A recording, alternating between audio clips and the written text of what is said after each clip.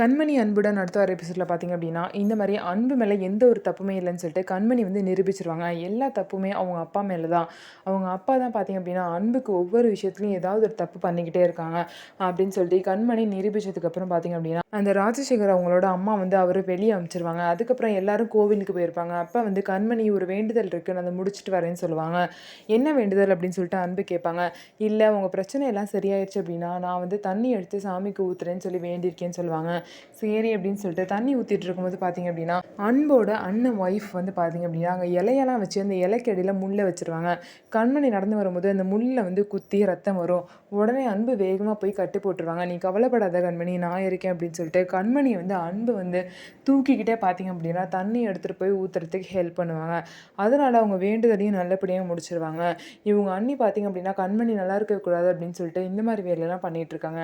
ஆனா அன்பு வந்து கண்மணி மேல வச்சிருக்க பாசத்துக்கு யார் என்ன பண்ணாலும் அவங்க வந்து சமாளிச்சிடுறாங்க.